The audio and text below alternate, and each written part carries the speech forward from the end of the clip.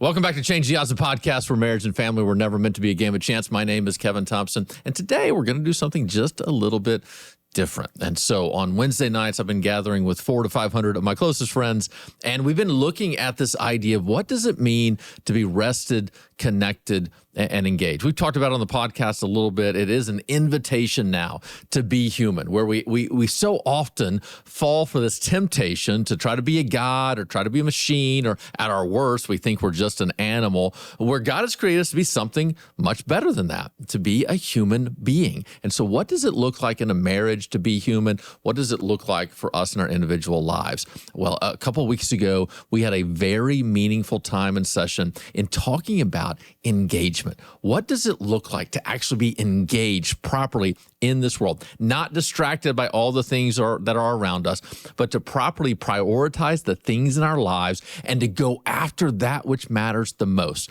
Because the bad news is this: we cannot have it all, do it all, and be it all. And yet we can make some very conscious choices about what matters most so that we can have what we want, we can be who we want to be, and we can do the things that truly are important. So enjoy these next 40 minutes as we go live into the Granite Bay Worship Center and we pick up this live teaching of what it means to be engaged in the midst of this distracted world.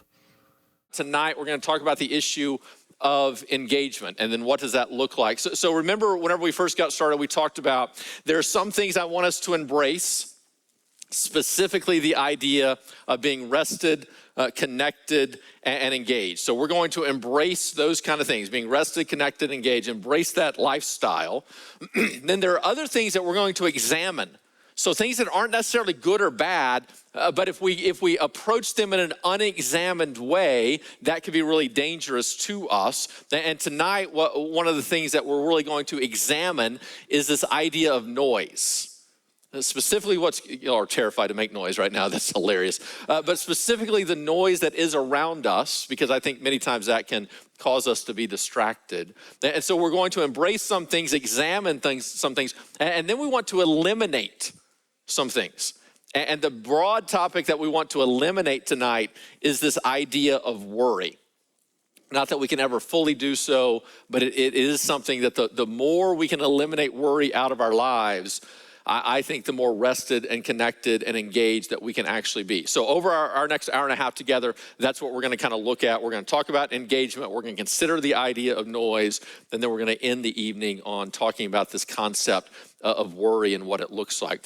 So in Arkansas, I don't know what it's like out here, but in Arkansas, whenever it came to kids' sports, specifically Little League Baseball, you had two different groups. You had the Boys and Girls Club, that put on baseball, but then you also had the church league. And so whenever I grew up, I played a couple years in the church league, and my parents thought it was too violent. So I switched over to the Boys and Girls Club. So by the time I was pastoring in Arkansas, I'm pastoring one of the larger churches that was in our community. We actually had the biggest church league teams that were there. And I never did really like it. I didn't like the separation of it. I wanted our people to be involved in the Boys and Girls Club where they were with everybody, instead of still fighting the Reformation between us and the Catholics on the baseball field. I thought that was unnecessary in every way, because the Catholics were always great. I don't know what it is, but they were always just really, really good. But I remember one day I was out at the park, and 5-year-olds were playing, right? The smallest league. And, every pant is size small, and the shirts are too big, and the hats are too big. The gloves almost look like a Mickey Mouse hand, right? There's all the chaos that's going out on the field. And in this specific case, it's T-ball, right? So you place it on a tee. There was a runner at first and second, and the ball got hit, and the runner took off to first, and there was a little bit of confusion. The runner at second didn't move. The runner at first took off, and he rounded second and passed the runner who was at second. And so then he came around and scored. Well, then the runner at second woke up and realized he was supposed to run, so he went to third base and came around and scored. And then everything kind of stopped. But the moment the runner at first passed the runner at second, according to the rules of baseball, he's out. Well, the umpire is 12. His parents had dropped him off for his first taste of what a job is actually like. And they might have been in the stands. They might not have been in the stands. But the 40-year-old coach comes out of the dugout extremely upset. And from sitting up in the stands looking out, it looked like a dad lecturing his son, except this guy was not his dad. This guy was the father of the pitcher. And as he began to lose his mind upon this 12-year-old, the pitcher began to cry. And the wife/mom in the stands began to get extremely angry. And to an outsider looking in, this scene looked absolutely ridiculous. Why would a 40-year-old man ever lose his mind at a t-ball game? Well, those of us who are parents and who have been involved in sports knows exactly what happened. It's unnecessary in every way, but in t-ball games, they do have a scoreboard. And that scoreboard counts runs and winners and losers, and there are standings throughout the whole season, and there is an end-of-the-year trophy and championship that is handed out. And even though we would all admit it means absolutely nothing, and nobody remembers if they won the championship or not, and nobody remembers the details of any of those things. And in the end, I mean, all you got to do is get out there and have fun. Why are we even keeping score to begin with these little kids? But we do. And what happens is, when at the moment you begin to keep score in that scenario, you got to be very careful, because you can begin to fixate on what's going on the scoreboard and not the real intention of why you're out there. And the real intention of why you're out there is to have a little fun, get a little exercise, teach the idea of team sports, give kids a taste of what sports are kind of all about. Let them begin to understand that as they get older, they can umpire and get that experience, and just gather as a community. And what happened to that coach, we all understand, that coach got distracted. He got distracted by something that literally doesn't matter one bit, but something that was being held in attention that took him away from that which was actually most important. And I think if you and I would look at our lives, we would begin to recognize that there are a lot of things in this world that get attention. There's a lot of things in this world that get counted. Back in Arkansas, whenever I would keep the attendance records, and so I would look at them every Monday. And sometimes if somebody was in my office, I would jokingly say, "Hey, let's see how much our self-worth is today." And you would open that up and see, did you have a crowd on Sunday or not? But I had a quote by Einstein. I mean, it probably would have been a good place for a quote from Jesus. But I had a quote from Einstein on that spreadsheet that kept our attendance that said, not everything that counts can be counted, and not everything that can be counted counts. It was a reminder to me that, all right, these are lives, this is important, but it's not everything. And don't get distracted, don't elevate this. Now you don't want to diminish it, you don't want to get to the point to say, oh, no numbers matter, because what you're saying in that moment is, no, people matter. But at the same time, you can't elevate that to where that kind of becomes your driving force, where all you really care about is how many people do we have here on a weekend, or how many people are in a room at any given class, or any of those things. And what happened at that t-ball game, I think, is what happens to you and I in life, that sometimes society or culture or even ourselves, in the space of not being able to count what really matters, we just begin to count something. And if we're not very careful, we become fixated on these things. And that leads to distraction. And suddenly we're running our whole lives around these issues that don't really matter in life. And then we wonder, why is it that sometimes life doesn't feel to have the meaning and the purpose and the value that it's supposed to have? Why is it that we are so easily led astray into these exhausted lives, into these isolated lives? And in many regards, it's because you and I are living in a distracted manner. Well, what would it look like to be engaged? Remember, we basically began this a couple weeks ago with the mindset of two images, one biblical, one not biblical. The non-biblical image is that of a racehorse.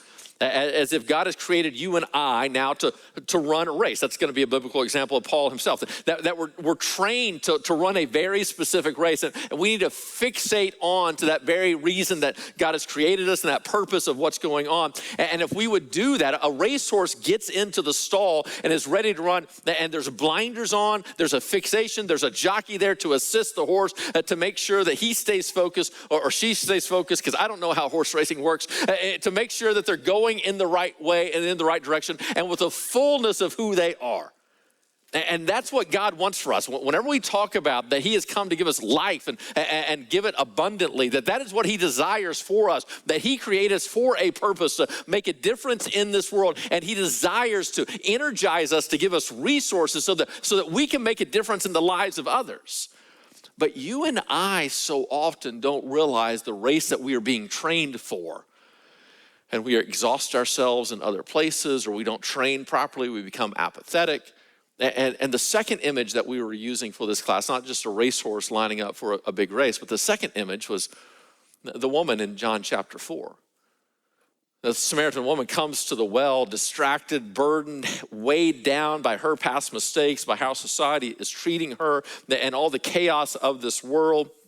She has this interaction with Jesus. And while her circumstances do not change, she is in relationship with Jesus now. She is given this rest that comes from the knowledge that the weight of her sin has been lifted off of her. And she goes back to her community in an engaged format and begins to express what has happened to her to such an extent that it begins to change the lives of others, which actually is a refreshing moment for her as well, which gives her even greater connection with other people, which enables her to have even more engagement in the purposes of God. And this woman's life is dramatically transformed, and that's a symbol for you and I of who we're supposed to be. What would it look like if we truly lived in an engaged manner? Well, whenever I think about this, and you can go to the empty page kind of right there on basically page 20 and take some notes, because not all this is going to be in your notebook, but whenever I think about engagement, here's the mindset I have. It is now the fullness of me. In response to the fullness of God, involved in the fullness of this world. So it's all of me in light of all of him, living in all of this. And that a lack of engagement or a distraction is some combination of something other than that. And the way we tend to live is part of me in the best case scenario in light of part of him, engaged in a secondary part of this. So it's part of me. What does that mean? That means there are things, there are aspects of who I am that I tend to leave off the table in the life that I live. In my interactions with you and my recognition before God, in the life that I live, I am tempted to hold back part of myself. And this goes all the way back into Genesis chapter 3, where our first parents sinned, and in that moment they begin to hide. And now because of shame and then also blame, we are literally hiding many aspects of ourselves, afraid that if we ever reveal those aspects, that we're going to be greater shamed, greater blamed, greater disconnected, greater cast out. And so we have learned in the survival of the fittest kind of world, we have learned to project a strength to everybody else while covering up what are the weakest aspects of who we are. And we live these kind of half-hearted lives in which we're willing to put just a little bit of us out on the table and nothing else. And I see this all the time in marriage, in which literally we're just willing to put part of our hearts, and she puts part of her heart, and now it's part of her interacting with part of me. And even though we have pledged the fullness of who we are, we're not actually willing to give that.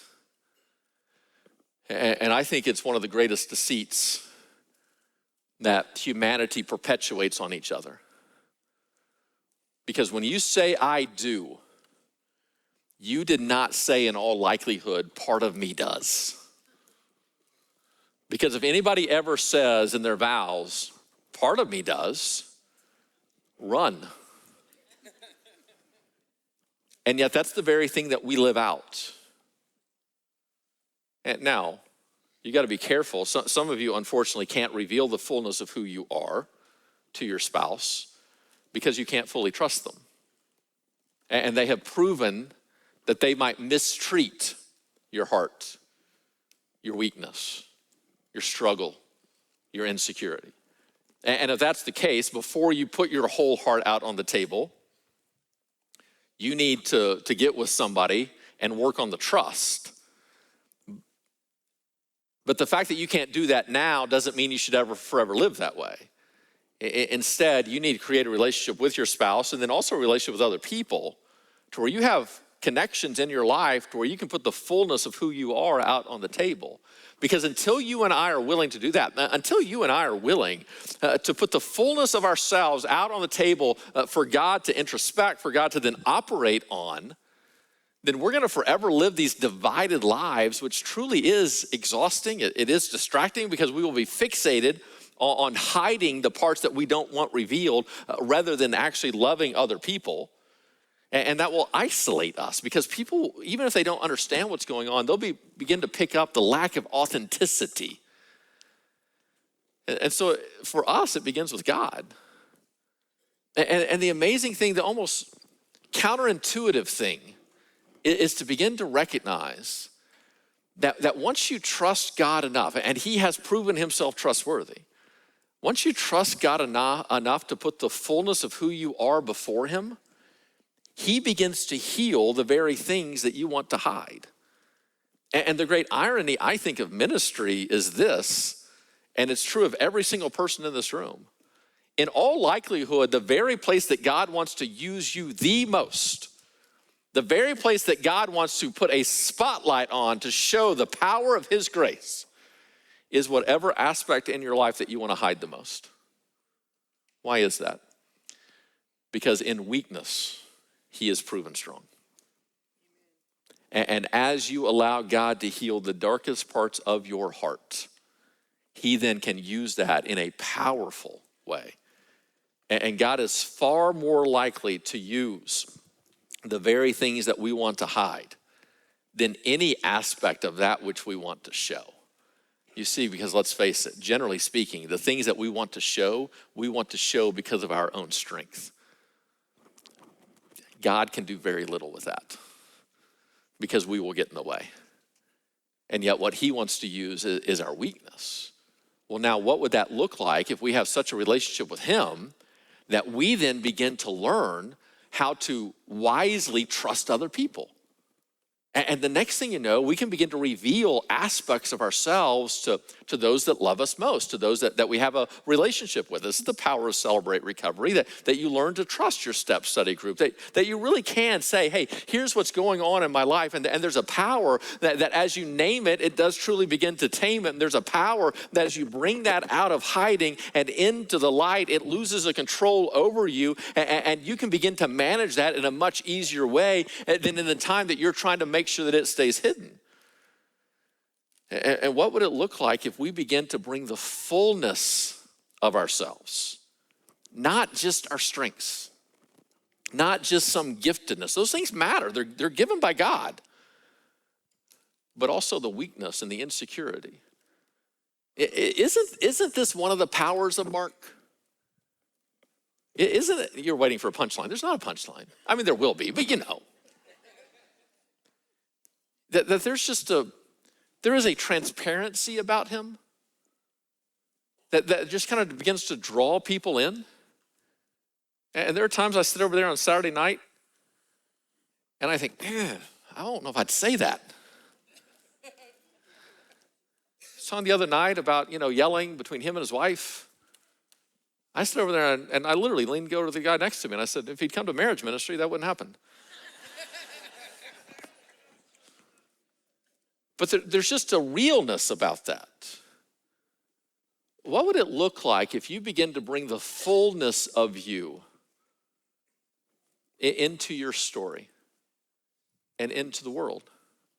So it's all of me in light of all of God. Now here's what we're not willing to admit.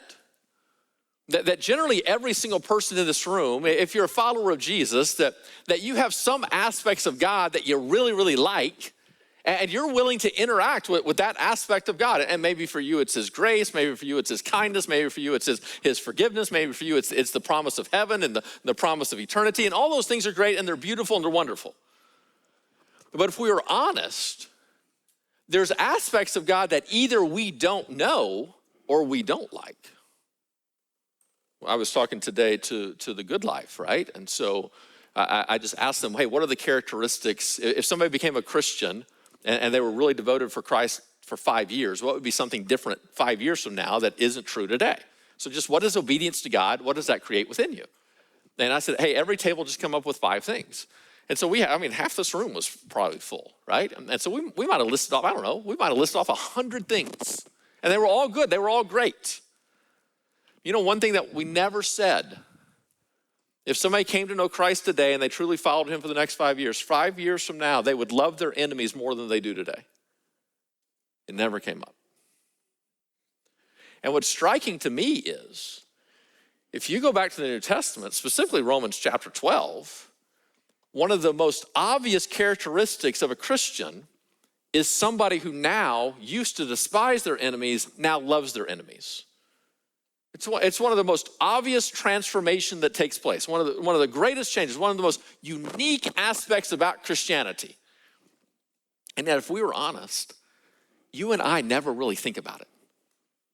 We think about his love and his grace and his mercy, the fruit of the Spirit, the peace that comes, the forgiveness, the promise of eternity, the power of his presence with us. We think about his word. We think about him speaking to us. We think about his creation, his power, his judgment. We think about all these things.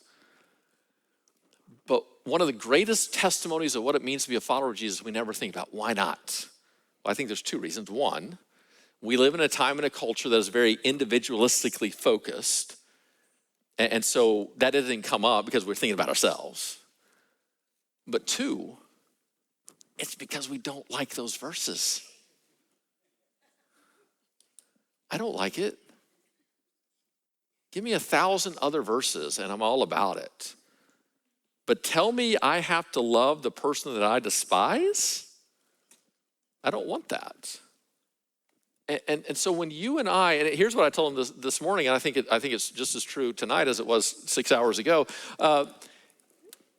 Whatever verse in the Bible that you like the least is probably the one that you need the most. And so as you're reading through Scripture, just notice, I don't like that. Because what we tend to do is in the place that we really don't like, we kind of push it aside and ignore it and fixate on the things that we do like. Well, in so doing, we are missing some character or nature of God that is actually a better way to live. There's a reason he said it. There's a reason he's showing it to us. There's a reason we dislike it. There's a reason we want to go our own way. There are consequences now to going our own way. And life is found if we begin to follow him and obey him. And his way is better. What does it say? So what would it look like if we brought the fullness of ourselves now and begin to grow into the fullness of God? Now the wonderful thing about that picture is you and I will never exhaust the fullness of God, right? What does Lamentations say? What does the old hymn say? Morning by morning, new mercies I see. You will never exhaust God. You'll never get tired of God. And so to be engaged in part is to be so overwhelmed with the glory of who God is and amazement of his love for you, and to be drawn into who he's revealing himself to be, and to recognize you can never exhaust the goodness of who God is, and yet this is a pursuit that is worth spending the rest of eternity for. And then you have the fullness of yourself in light of the fullness of God, now involved in the fullness of this world. Well, what does that even mean? That kind of sounds weird. What that means is we were created to now steward over God's creation. It's called the cultural mandate. Genesis 1 and 2, God created us for a purpose. It's one of the very foundational principles of the idea of friends, partners, and lovers. That partnership is that God brings us together in marriage for a purpose. It's not just all about ourselves. It's that literally Adam could not fully carry out the command that God was going to give to him, which he has given to all of us by himself. And so now there was a helper fit for him. There's a partnership there's a task that we've been called to. And yet what you and I tend to do is live in our own little nook and cranny of this world, and whatever is most comfortable to us, we kind of fixate on that. And we can, if we're not very careful, live in a disengagement from the fullness of the human experience that others are going through. And God has called us as a church, as a body of believers, each to kind of do our own part. But it's literally every nook and cranny of this community and ultimately of the world, where God wants to begin to shine his light in places where it is not shining. And when you and I begin to accept who God has made us to be and now experience transformation in the process of sanctification, now willing to give him the fullness of who we are, in light of the fullness of who he is, to be engaged in the fullness of this world, now that's a life. And yet what we tend to do is bring part of ourselves, a little part of God, in a little part of this world, and we wonder why we're bored.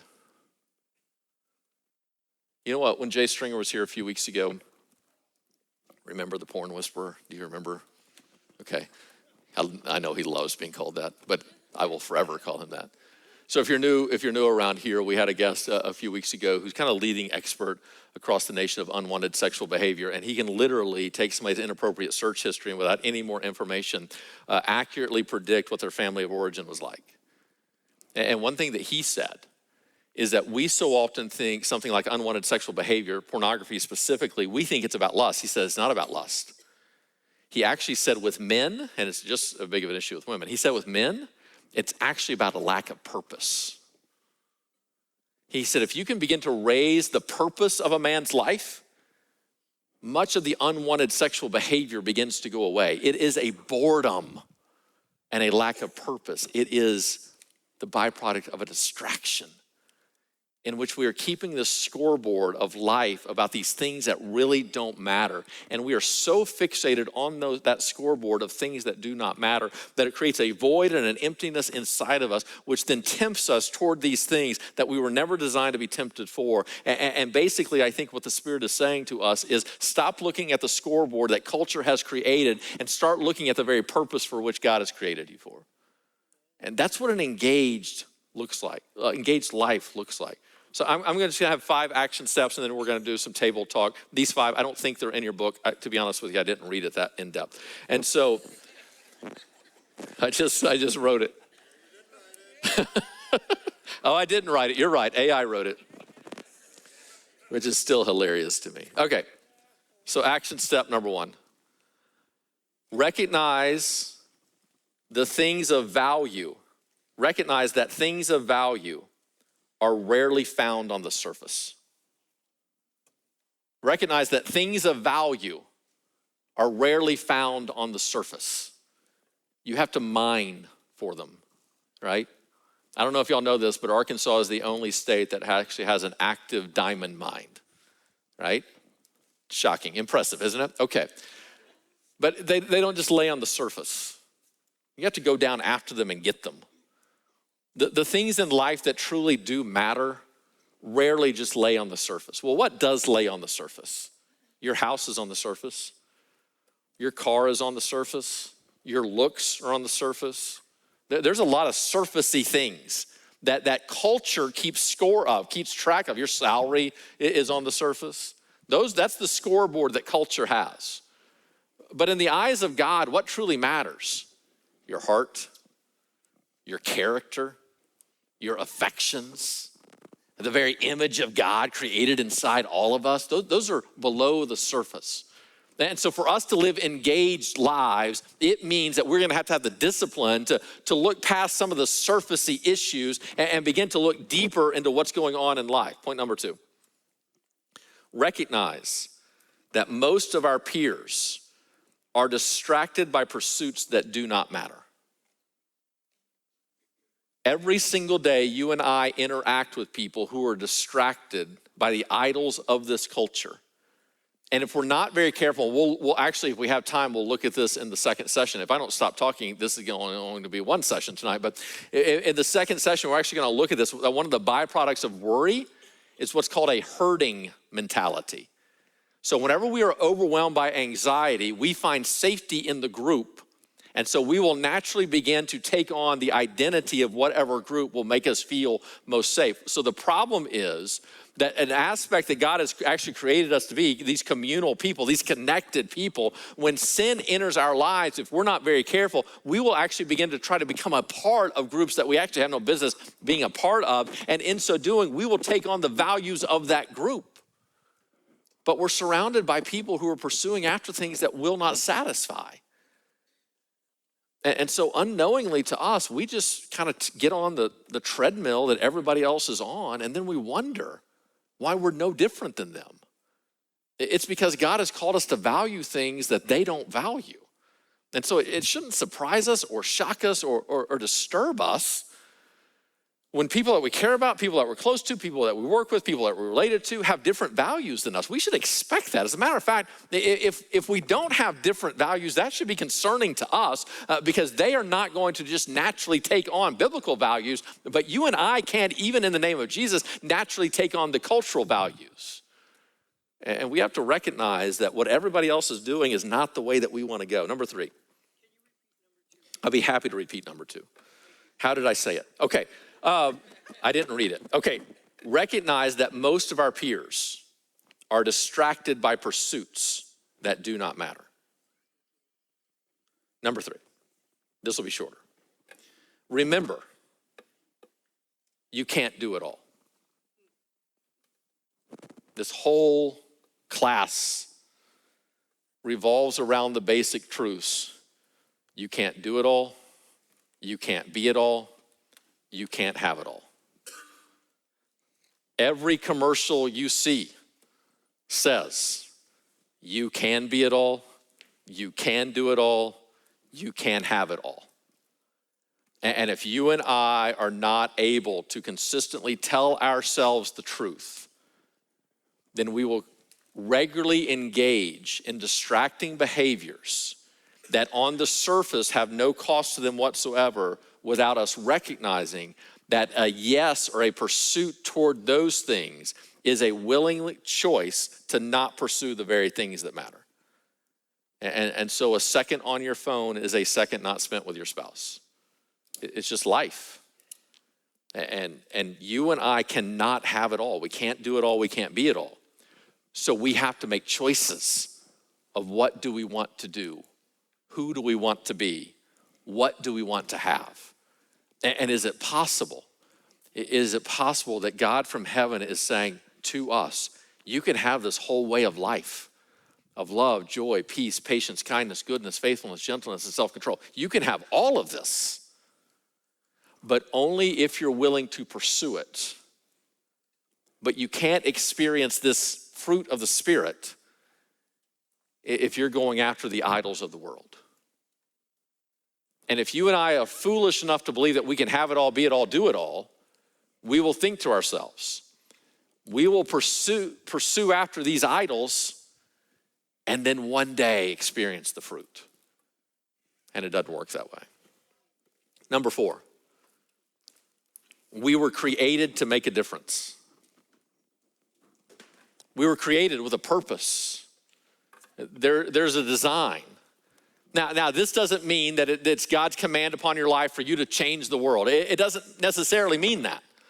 What it does mean is God's design for you to play a part as He changes the world. That there's a role in God's kingdom for each of us. And many times through our lifetimes, it is multiple roles in which God is calling us to play. And now in an absolute act of faith, I am willing to do what seems like the smallest of actions in the complexity of this world, in the capacity of the generations that have ever lived. I'm gonna do the smallest of deeds. And yet God in my faith will take the actions that I do and match them with the works of other people and begin to do miraculous things around the world. And in His graciousness, He has invited us to be a part of that process. And yet if we're not very careful, we will begin to believe a lie that this really doesn't matter. Do you recognize that one day whenever you get to heaven, you're not going to look back on this life and think that it matters less. You're going to realize that it mattered far more than you realized. How easy is it for me? How easy is it for me to come in here to this place tonight and just go, all right, let's give it a solid 7, right? Tired? I told one of my coworkers today, I am so sick and tired of hearing myself speak at this moment, right? I think this is the 8th or 9th hour so far this week that I've spoken, that many hours. And to look at this and go, all right, man, I love them, but it's gonna be generally the same amount of people. By next week, they're not gonna remember what I talked about. Yesterday morning, one of my coworkers came up to me, was so kind, and said, hey, Kevin, man, when you were at Blue Oaks 2 weeks ago, it was the most amazing message. My husband and I, afterwards, we were talking about it, and it was so great, so powerful. And I said, hey, I have to admit, I don't remember what I talked about 2 weeks ago. What was it? And she goes, what was that? And she came up to me later, she said, hey, I called my husband. We remember what it was now. And she told me, I was like, oh yeah, that's what it was. How easy would it be for me to just think to myself, okay, man, this is important, I get it, but in the grand scheme of things, this isn't gonna be this really transformative power and that kind of thing. Man, let's just go do our best and then go home and get something to eat. Okay, that makes sense. But what's God's perspective on this? God's perspective is that literally the powers and the principalities in the air are looking on right now. And as his word is proclaimed and made true, that the power of the Spirit is applauding and just saying, that's what reality actually is. In the midst of all the lies that are taking place, literally there's a spiritual battle that is happening that we can't even begin to perceive. And one day we're gonna look back on this moment and not in the light of God's mercies, look at this moment as being less significant. We're gonna see a power and significance of every single moment of our lives. And yet we just so quickly, this very gift that God has given us, we just so quickly push it aside thinking it doesn't matter. A day is gonna come in which you look at Jesus face to face, and in that moment you will recognize a weight to all things, not an emptiness to all things. And number 5, engagement is action. Engagement is action. So engagement is not just this kind of hypothetical ideal. It is the horse running the race. It is the Samaritan woman going back to her hometown and sharing with it a good news that she didn't know just hours before. It is now an activity of choice, of decision, of clarity, of participation with the Spirit, of an awareness of God's presence all around us, a humility and a willingness to go wherever it is that he wants us to go, a sense of holy expectation that God's gonna use us in some way. Think about the story I told you a couple weeks ago. Remember the 90-year-old golfer? I just knew walking into that day, I just knew whenever God is gonna match us up with somebody that I've never met before, that he's gonna be in this. Somehow he's just gonna be in it. And whenever you approach a relationship like that, and I wish I approached more relationships like that, but whenever you approach a relationship, an interaction, a moment like that, it's amazing how often you see God at work. And yet, whenever you and I just get distracted by whatever's going on, our own exhaustion, our own weariness, the idols of this culture, the scoreboards that don't really matter, whenever we are distracted, it's amazing how little we ever see God. Do you honestly believe that God is really active in some places and really absent in other places? No. It's just whether or not we see him. And now, what would it be like if you and I actually begin to engage in this world and what it is that he's actually doing?